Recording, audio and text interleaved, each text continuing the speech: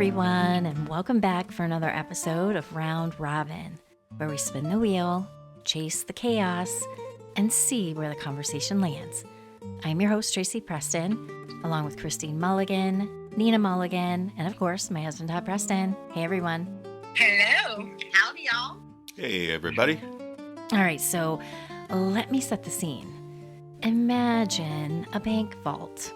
Not just any vault, one that hasn't been opened in over 100 years. Inside, jewels, gold, family heirlooms from one of the most powerful dynasties in European history, the House of Habsburg. When the Austro-Hungarian Empire collapsed after World War I, everything changed overnight. Royal families fled, borders shifted, and fortunes disappeared. Some of that wealth locked away in vaults and forgotten. Now, has anybody ever heard of the Habsburgs? Never. Yes. I bet. Oh, good for you. I had no idea who it was. This came across my feed last week. Yes, it's considered the Habsburg jaw, and it is in relation to their incessant inbreeding, and it is actually an insult to call somebody that. It's basically like saying, tell me your family tree is a wreath without telling me your family tree is a wreath. Oh, Wow. Yeah, the Habsburg jaw is very famous, and it's mostly meant for people as an insult for inbreeding. I did not come across that, so thank you, Nina. I can always count on you to have a little history for us. Yep. A little Southern cracker history for you. That's right. Hey, but it's the Habsburg jaw. That's how you know. That's why they call it that, because that family did nothing but procreate with each other because they thought that bringing outside blood would somehow diminish them. So they just had babies with each other, Oh, and that's how God. they became. Hapjaw Habsburgs. Yeah. All right, well, let me tell you what I did find beyond that, which I didn't, so thank you for that, because I thought this was worth diving into, and when I did, I found they were not the only ones. Not the wreaths, but as far as family wealth. The Habsburgs ruled vast parts of Europe for centuries, most notably the Austro-Hungarian Empire, which stretched across modern-day Austria, Hungary, and much of Central Europe. So there must have been a lot of inbreeding. Yeah. All right, now they were one of the most powerful dynasties from the 13th century to 1918, and their wealth included immense collections of jewels, gold, and ceremonial regalia. And their rule ended after World War I. When the empire collapsed in 1918, chaos followed, and that's where the jewels come in. When the monarchy fell, members of the Habsburg family fled or were exiled. Wealth was hidden, seized, or scattered across Europe. Some valuables were placed in private bank vaults, trusts, and secret holdings. So over decades, multiple caches of Habsburg-related valuables have resurfaced, often in surprising places, especially in Switzerland and Austria. So here's what's known of the 100-year vault discovery. Now, reports over the years, especially in the late 20th and early 21st century, describe forgotten or unclaimed safe deposit boxes linked to aristocratic families. Their contents: diamond tiaras, emerald necklaces, gold coins, and heirlooms. And vaults sometimes unopened due to missing heirs, legal disputes, and secrecy surrounding royal assets. In some cases, banks or governments only open these vaults after a century due to inactivity laws or inheritance investigation. Now, there isn't just one single famous 100-year vault event. It's more accurate to say several rediscoveries of Habsburg-era valuables have occurred, feeding the legend. Now, as I mentioned, the Habsburg fall is directly tied to Germany because they were allies with the German Empire in World War I. Both empires collapsed at the same time in 1918. The political upheaval caused mass displacement of elites and assets. Now, during the rise of the Nazi Germany, Jewish families, aristocrats, and former royals had assets seized. And some Habsburg-related properties and valuables were confiscated, hidden, and smuggled into neutral countries like Switzerland. Now, this period adds a layer of uncertainty. Who truly owned what? Were items stolen, hidden, or legally transferred?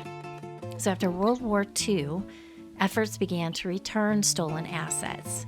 Most valuables remain unclaimed, disputed, and locked in vaults.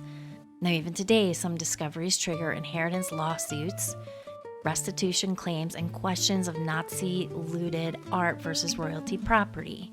And the truth is, there are still undiscovered or unresolved assets from this era. So, Christine, if a vault like that is open today and no clear heir exists, who should it belong to? Should it go to government, museum, or whoever finds it? Whoever finds it, finders keepers. Oh, my gut instinct says keep it. Now, Nina, what if it turns out some of that wealth was taken during the era of the Nazi Germany? Does that change anything?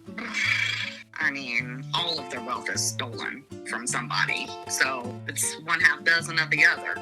I mean, the Habsburgs didn't earn it. They stole it too. So really the people it should go back to is the people they stole it from in the beginning. Agreed. Now, Todd, do you think there are still families out there who know about these vaults and are just waiting? Unlikely. I think if they knew about it, they would just jump on it right away, right? Wouldn't you think? What are they waiting for? Maybe they don't know where it's at. That could be.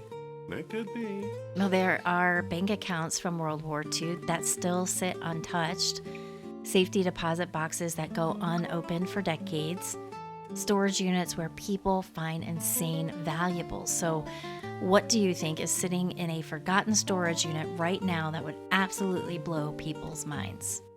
What do you think could possibly be there? Anything.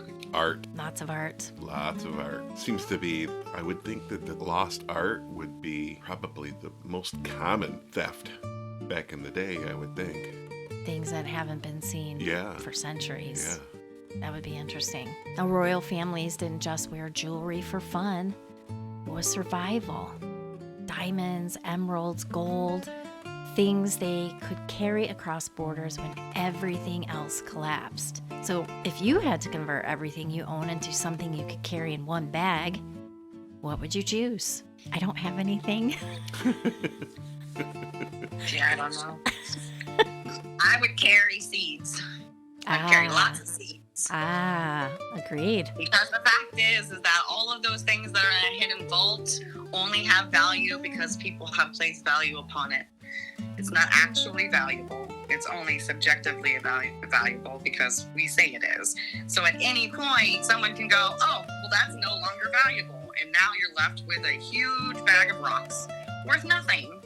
But, you know, having access to food will always be more valuable than... Yeah, but if you only have Gems and stuff. seeds and then your apocalypse happens and you're out in the wilderness alone with your seeds, you're going to die before those seeds grow. Just saying. Well, I'll eat the vegetation around me while it grows, but I'm not eating diamonds or rubies either. So what point is that? Nina, you carry the seeds. I'll carry pots. Todd, you're going to have to carry soil. and Christine, you're going to have to make us some fertilizer. You mean you want me to shoot your pots? You should, from all the vegetation that you guys are going to eat, then you got to shit it in so we can carry it. Now back to, let's just say we found something. So we all kind of have, I know Christine and I feel like, hey, we should keep that quiet and keep it. But really, how would you feel about that? Would you feel bad? Like, I wouldn't be quiet about it. I'd be like, finders keepers, biatch. look what I I wouldn't found. be quiet about it. It isn't worth anything if you keep it quiet. Yeah. That's it's only true. worth something if other people know you have it. So, I mean, I would just sell it. I would get it because all of those things probably have very bad juju tied upon them. So I don't want them up in my presence because that's going to bring nothing but bad luck and inbreeding. So I'm just going to go ahead and stick with selling it and fleeing with the cash. That's right. We're gonna blast it out to the masses. Finders keepers, bitches. All right, now I have a few more for you. And I didn't know about these. The Paris apartment treasure or treasure of 2010. Martha de Florian. She was a French actress and socialite in the late 19th century Paris. She lived during a time of wealth, art, and high society. But when World War II began, she fled the city. And what she left behind stayed frozen in time, and this blows my mind. Her Paris apartment remained sealed for over 70 years. And when it was finally opened in 2010, it was like stepping into a time capsule. And inside, furniture covered in dust, letters, perfumes, antiques perfectly preserved, and a painting of her by Giovanni Baldini worth millions. And that painting sold for over $2 million. So it makes me wonder what it would have felt like to walk into a place that time had literally stopped. I'd wear a mask because I'd be nervous. Yeah, that's a lot of dust. It'd be eerie. Yeah. And I'm not sure about you guys, but I'm like, how in the world did her apartment remain sealed all this time? Because I'm thinking she wasn't paying rent, right? Yeah, that's probably because she was murdered and they had to seal it so that nobody could figure it out until everybody that was involved was dead. I like your take on it. The malice I'm telling mind. you, that's the only reason why they do that shit. They do the same stuff in the government too. I mean, the reason why we haven't heard about JFK and all that stuff is because we're waiting for all the people that were involved to die so that they don't have to take any accountability for their actions. All right, I'm breathing. Sorry. I like where you're going. I like it. Now the reason, because I had to look this up because that was my thought. Like, how in the world? So the reason her apartment stayed closed for over 70 years is simpler than it sounds. No one abandoned it. Her family still kept paying for it this entire time. So in France, if a property is owned and maintained, no one can just go in and clear it out. So even though it looked forgotten, it was legally protected the entire time. And that just blows my mind. So she must have had the only key. So maybe other people were noticing, there's nobody coming in and out of there. Maybe we ought to check it out. For 70 years. 70 years her family kept paying for it. And why didn't she say, hey, I need that painting of myself? Yeah. It was weird. So maybe she was murdered. Now I gotta dig deeper. Could you imagine paying for something for decades and not even knowing what's inside? Like, it's bonkers to me why her family did that. Well, think of all the stuff we're probably paying for and don't even know that we're paying for. I know, we need that Rocket Money app. Tells you all that shit that you're paying for you forgot about. Yeah. Now then there's the Romanovs jewels. Now, the Romanovs were the last imperial family of Russia, ruling for over 300 years before their fall during the Russian Revolution of 1917. Anastasia. We know that. We went to that play. Yep. Loved the movie. The Romanovs were led by Tsar Nicholas II, and they lived in extraordinary wealth, owning jewels, gold, and priceless treasures, including the famous Fabergé eggs. I never liked those things. Really? I don't think they're anything pretty. Do you? Well, no. But like back during the 80s, there was like replicas that were being bought and sold like crazy. Fabergé. Yeah, put it on your mantle. Yeah. I was never a fan. When the revolution began, their empire collapsed almost overnight. The family was executed, and it's a horrible story. And their vast fortune was scattered and hidden, stolen, or smuggled out of the country. To this day, pieces of the Romanovs' treasure continue to resurface, while others remain missing. So after the fall of the Romanovs dynasty in 1917, The royal jewels were hidden, smuggled, and seized. Now, over decades, pieces resurfaced, like the Fabergé eggs, diamond tiaras, and gold icons. Some are still missing today. So do you guys think all of it has been found? Or are there still imperial treasures out there? I think there's probably a lot still out there scattered about. Maybe some people know of it, some people don't. Agreed. Maybe some people are just sitting on it, and not saying a word because they know what they have. Could be. I also wonder, did they see it coming? Did they even have time? So to me, it seems like looters would have gotten to it. Rasputin. Yeah. Rasputin was bad. It was bad, yeah. All right, then there's the Cheapside Hoard. Now, that is one of the most important treasure discoveries in British history. It was found in 1912 by construction workers in London. They must have thought they had payday. It was hidden beneath a building and untouched since the 1600s. Could you imagine finding that? Another day on the job. Yeah. But better. No more construction.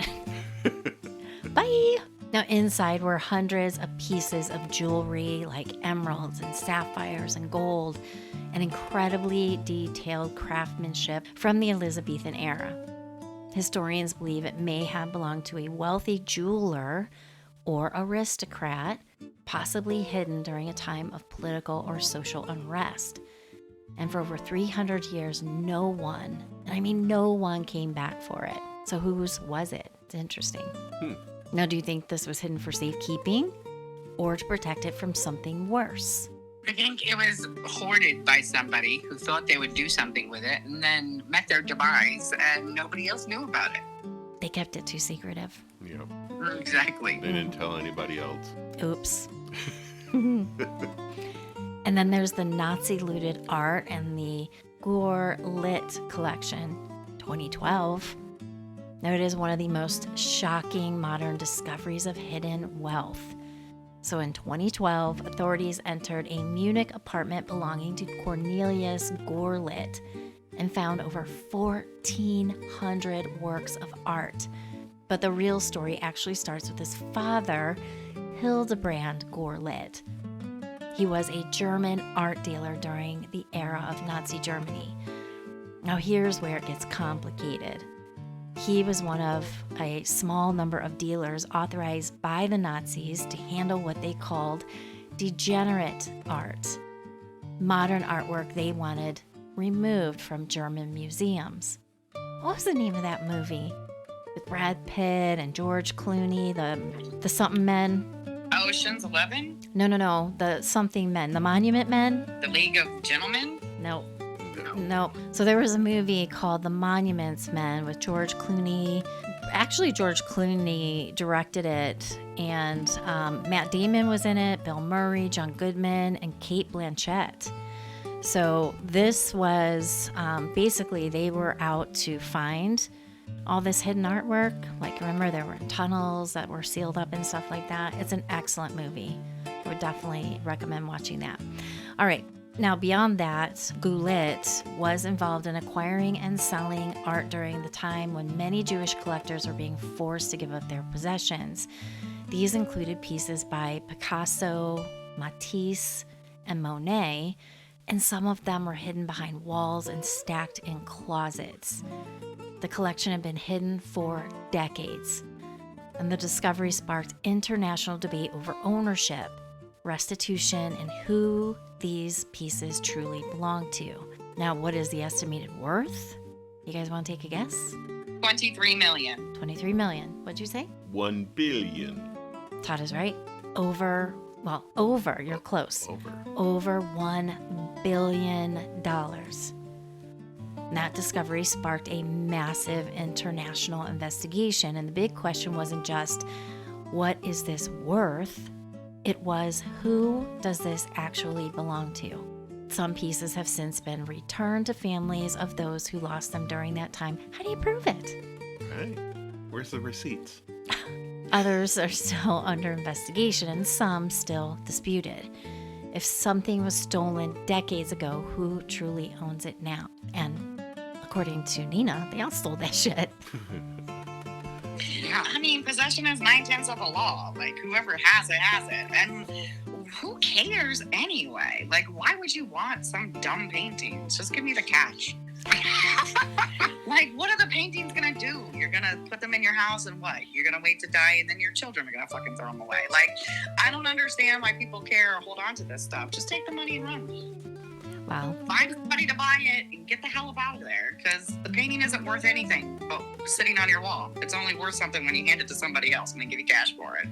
Right. Well, it never loses its value. It's not valuable. I mean, like, that's the thing. Is like, we place value on things when the people who are placing the value can easily take it away, and they can just say, oh, well, diamonds aren't worth it anymore, so who cares if you have a diamond? Like, I don't know. I just think it's silly. I think it's silly to own things from other people and think like you have the right to own something. I don't know. It's just weird to me. I'm not a collector. I think it's weird. I can't disagree. And then we have the Irish crown jewels of 1907. And this one doesn't involve war. It doesn't involve a collapsing empire. It's something even stranger. Because the Irish crown jewels didn't disappear during chaos. They disappeared during plain sight. The Irish crown jewels weren't actually a crown. They were part of a regalia of the Order of St. Patrick, an elite order of knights tied to British rule in Ireland. Now, the collection includes a diamond star, a jeweled badge, and pieces set with Brazilian diamonds. They were kept in the Dublin Castle under lock and key. This is definitely a good movie. This would be a great movie. I don't know if they've done anything like this, but in 1907, something unbelievable happened. The jewels were discovered missing from a secure safe inside Dublin Castle. And here's where it gets strange. There was no sign of forced entry, the safe wasn't broken into, and only a handful of people had access. Which means this wasn't a break-in. The leprechauns did it. That's the pot of gold. This was almost certainly an inside job. It was the family crackhead, or facsimile of crackhead back then. They went in, stole the jewels, nobody noticed for years, and they had already cracked out over them.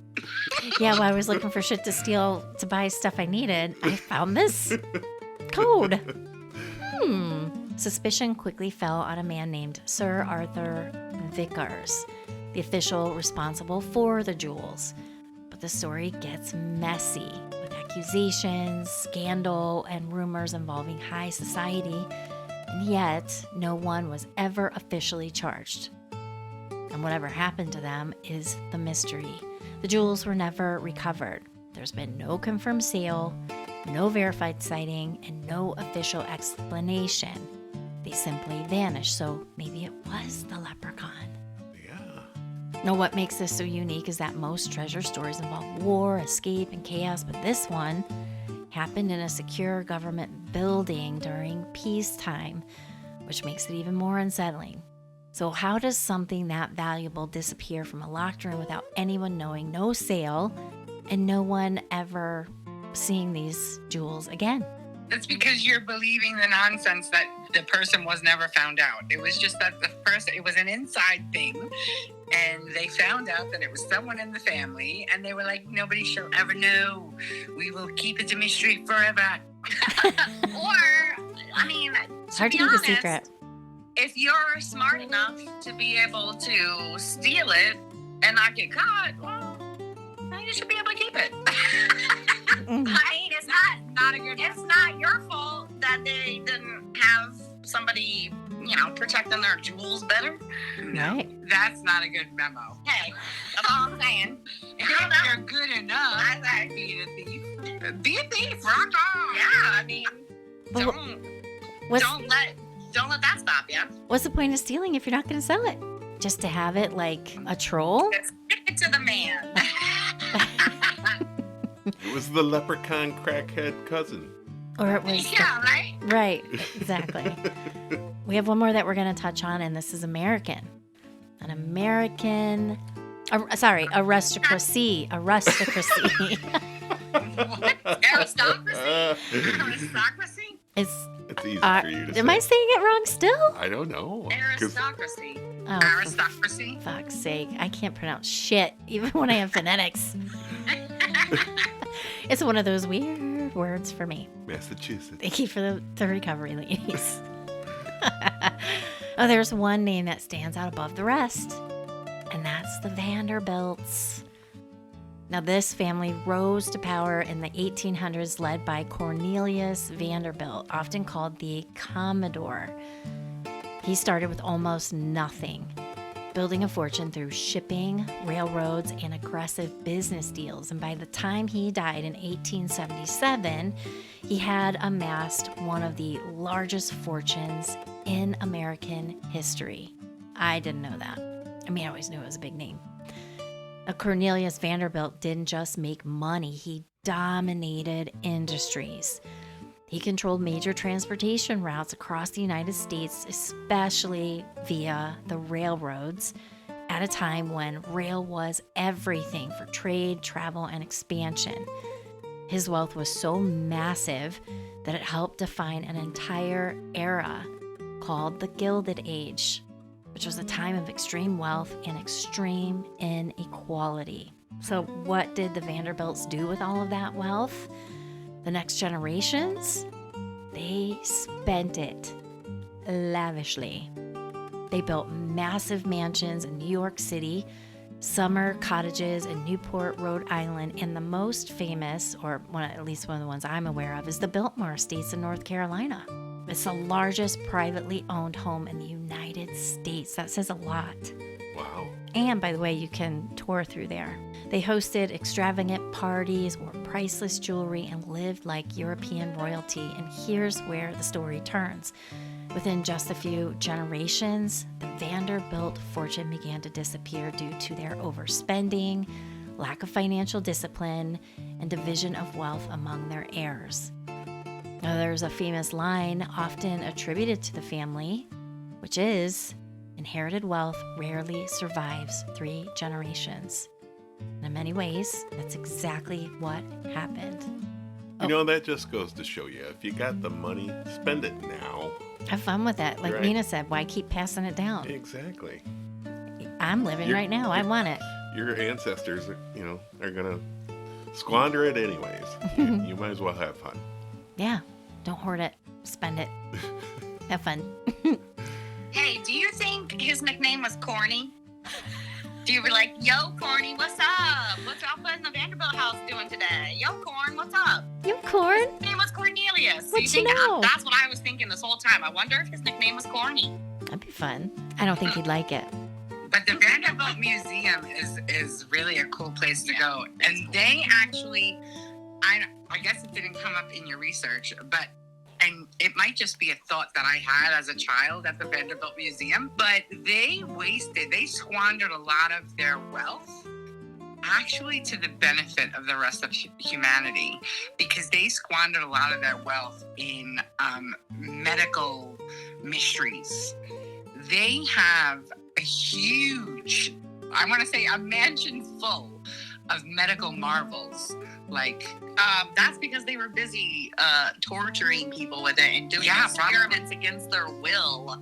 that's another look at And it. their creepy underground freaking pool area where Gloria used to, hang out with her children all tied up and shit. They got pictures of it in the house. It's weird. Yeah, but just like everything else, Wow. there's always a spectrum of wellness within something. It's evil in some certain areas, and it's really good in others, because there's a lot of medical breakthroughs that came through the Vanderbilt collection. I did not And know that. I was like so surprised when I found out that one dude, what's his name? He's a reporter, that was his mom. And I'm like, Oh yeah, that explains so much. the Silver Fox. What's his They name? definitely also inbred. Oh my God, what's his name? Oh my God, why can't I remember? his I name? don't know. You got to Google it. Cooper. Anderson Anderson Cooper. Cooper. It's the Gloria Vanderbilt. Vanderbilt's son. The Silver Fox. That's like one of his That's nicknames. right. That's Yeah. right. Go you guys. He's silver. I feel like he's more albino. Well, he's he's got that been- white blonde hair. He was gray since an early age. He was gray. So when he was younger, probably in his 30s, and he was a fit, 30-year-old white man with gray hair, that was like his nickname, was the Silver Fox. And he was a Vanderbilt. And he's a Vanderbilt. Wow. Good one. I totally forgot about that. Still sits as, I believe, chairman of the Vanderbilt thing, Yeah, the organization. their stuff. Wow. Like the Vanderbilt Museum is a big mansion on Long Island that is not that far behind the Biltmore in North Carolina. Wow. Well, I remember when I lived in South Florida, I remember in my very early, it must have been 20, 21, driving through Palm Beach, driving by the Vanderbilt Mansion. I was like, holy shit. Well, that's just another one. Yeah, one of. They have several, yeah. I believe they have another one in Newport. They have one on Long Island. They have one in Florida. I believe they have one in Malibu somewhere. Just a couple of houses. Yeah, just a couple of mansions. Yeah. Just a couple. Wouldn't that be fun? And those sons of guns are barely even there. Yeah, I think it's pointless. I think huge mansions like that to belong to one person, you're never going to get me to believe it's not pointless. I don't know. That's just a place to sink your money. Yeah. Wow. What good is it doing for anybody else? It's not. Well, good. Who needs a mansion everywhere they go? You know what I mean? Right. It's just silliness. It is. I don't know. Now, you're never going to get me to understand the mega wealthy and how they waste their money, or how they think they invest their money. It's almost, I don't know. I guess I'm just too poor to understand. I mean, I don't understand why one person needs so much while we have thousands with nothing. Yeah, give it. It's a tax write-off. Give it and help. For crying out loud. I'm too nursey. I'm too socialist. I don't know what you want to call it. I'm too empath. I'm too bleeding heart. I don't get it. I'm never going to get it. I'm never going to understand any of that. That's not my role in life. Right. Now, I did meet a couple when I lived in South Florida that they lived, they lived in servants' quarters or whatever, but they basically were the ones who made sure everything got done. They stayed there the whole year. And then, of course, it had to be prepared and ready for when the family did come, but that might only be once or twice a year. That wouldn't be a bad gig. Yeah. Sure. That's actually a good gig, yeah. That I get. Do that. Mm-hmm. I'll do that job. Caretakers. You say that now until you're the one doing that job, but those people are Nasty. weird. Yeah, and They're gross and they're weird, and I wouldn't want to work for them because they'd be sacrificing babies. And Yeah, but if I only had to deal with my boss once a year for about a week and a half, and then the rest of it, I lived like I was that millionaire. oh yeah, I'm going home. Party at my house.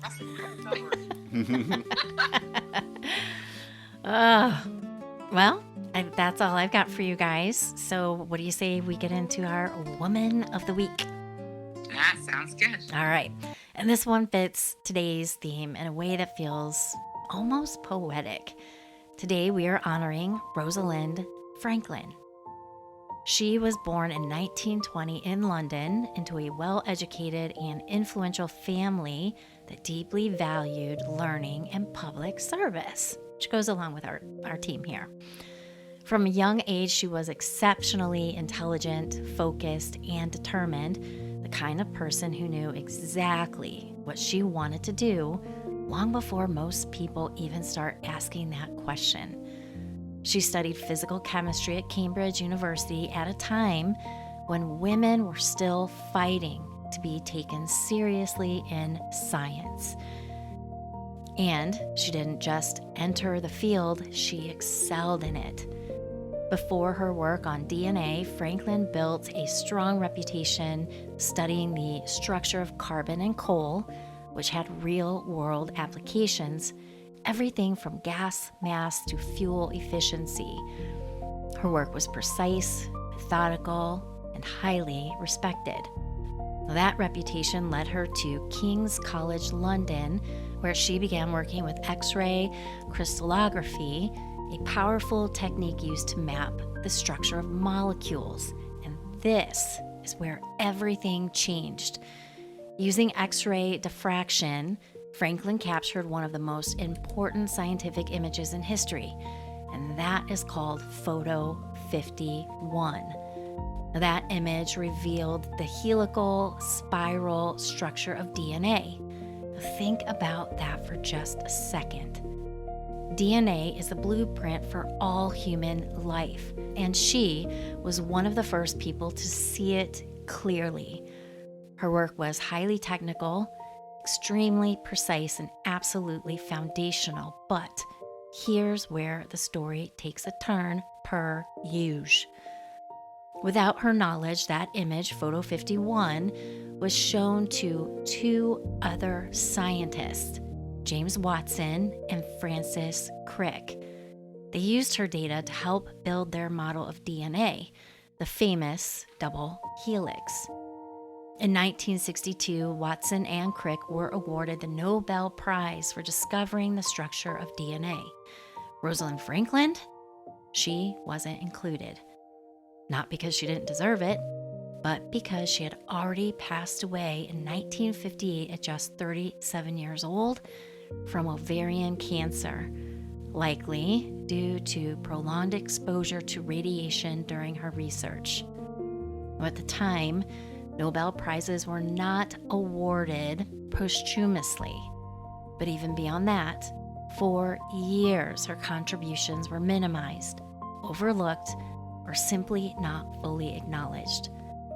It wasn't until decades later that the scientific community and the world began to fully recognize she didn't just contribute, she made the discovery possible.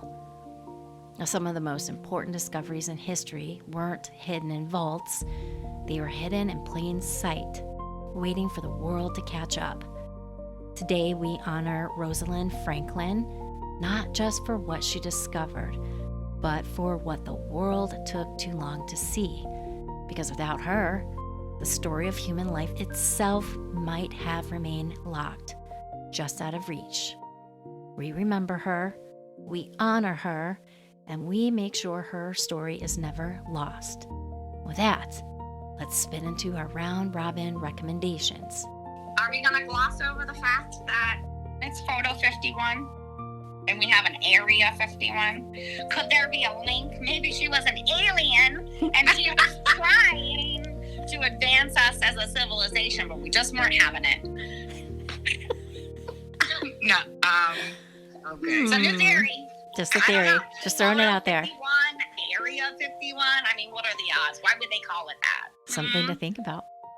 Aliens, life, DNA. The helix. tricky thing for me is here was a woman that was a woman, which is why they weren't giving her the credit, much like all the other women behind all the famous supposed names of history. And she was also Jewish. But she was also died around the time that Area 51 became a thing. Just saying. Could be a connection. Okay. We're going to leave that out there and see what people think about that. Yeah. All right, now let's spin into our round robin recommendations. We rate everything on our round robin spin scale. So as a reminder, 1 spin, only if you're bored. 2 spins, background noise. 3 spins, solid watch. 4, highly recommend. And 5, drop everything and spin immediately. So you guys want to go first? Of course. And I am going to start with 3.5 spins for Margot's Got Money Troubles on Apple TV. Yeah, I mean, it's hard to give spins because we haven't seen the whole thing yet. Like, I was really liking the DTF, you know? And then we got to the end and I was like, you fuckers. Yeah, that was the crappiest ending I've ever seen in my life. You know what I'm saying? So now I'm pissed. Right. But this is about a girl who gets pregnant by her professor in college, and she decides to keep the baby, you know, even against her mother, who is played by Michelle Pfeiffer, who is the quintessential, you know, I don't don't know, what would you call that? Well, Elle Fanning, first off, the star is Margot. And Margot's got money troubles, obviously, because she was a freshman in college, gets knocked up by her professor, and decides to keep the baby. And she's 19 and doesn't know how everything works per se in the world, because she was raised also by a single mother. So there's some of that, I don't know, she takes onus of things that maybe she shouldn't have the whole culpability. Anyway, obviously, single mom with no college education and no real tangible skills. How are you going to survive? How are you going to raise a kid as a single mom with nobody helping you and no real full support system? Well, first and foremost, she starts to get some footing in her support system in the first couple of episodes, and that's where we're kind of at. Yeah. I think we're a few episodes in. Yeah. I think it actually is released weekly, Yeah. so we're caught up, but we can't binge yet because it hasn't all been released yet. So perhaps I recommend everyone to wait till it's bingeable, because I do find myself a little bit frustrated that I'm waiting for the next installment. Yeah, those are hard. So, yeah, so it's a good watch. So I give it a solid 3.5. For now. Yeah, I would agree with that. Okay. Well, we've got two. I'm going to stick with today's theme, and I'm going to go with National Treasure. 2004. Starring Nicolas Cage, and that's streaming on Disney+. So at its core, National Treasure is about a century-old secret, a hidden fortune rumored to have been protected by the founding fathers and clues embedded in American history itself. Benjamin Gates grows up hearing the stories that his ancestors were entrusted with, guarding the secret of his treasure, but no one has ever found it. Determined to prove it real, he follows a trail of clues that leads to one of the most iconic documents in history, the Declaration of Independence. And yes, he steals it.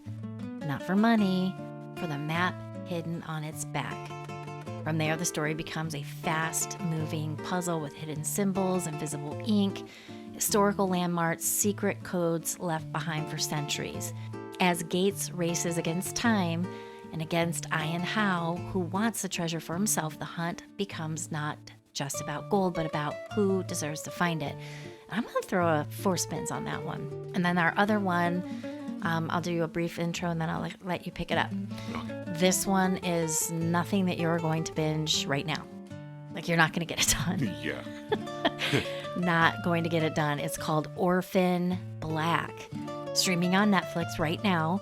There is a ton to binge here. When I say a ton, it's got 5 seasons, 50 episodes. So each season has 50 episodes, and each episode is approximately 45 minutes. It's nuts. That's too much. Wait a second. 50 episodes per season? No, 50 total, 5 seasons. Oh, Yeah. I was going to say, what? That's nuts. Yeah, Okay. They're not following the normal episode convention. It's a lot. It's a lot. So anyway, the series premiered on March 30th, 2013, with final season airing in 2017. And it follows a woman who discovers she is one of many human clones. And what starts as a simple identity swap turns into a deep, suspenseful story about science, control, and survival. The lead actress, Tatiana Maslany, plays multiple clones, and you genuinely forget it's the same person. It's that good. Yeah. And that's one of the things I really like. This actress does such a great job playing so many different characters, and you do forget it's the same actress. As we were watching quite a few times, I was like, oh shit, that's the same girl playing this girl. You can, obviously you can see it's her face, but she does such a good job with different accents, different attitudes, different behaviors, different postures. She does it all. I'm thinking this gal should be making money for all the different characters that she's portraying. Really. Yeah, it's super good. And it's, I'm watching, I'm like, oh my gosh, we've got to be getting near the end. I'm like, holy moly, we're on season 2, episode 1? Yeah. So I can only imagine how deep this is going to go, because it's nuts. It's definitely nuts. Yeah, and it caught me off guard too, because the first episode almost lost me. I was like, I don't know if I'm going to get into this, and by the second episode, I was hooked. I was hooked. I was like, wow, okay. Yeah, this is definitely an investment of time. What would you give it? I'd give it a solid 4. I'll do that. Yeah. I'll say 4. That's pretty good. All right. Thanks, everyone. That is our show for today. As always, like, share, subscribe, and leave a comment on any of the platforms that you're listening to us on and help our show grow. So thank you, everyone, and we will see you all back on Friday for F-Bomb. Have a great week, everyone. Bye. Arrivederci. Adios. Adios, amigos.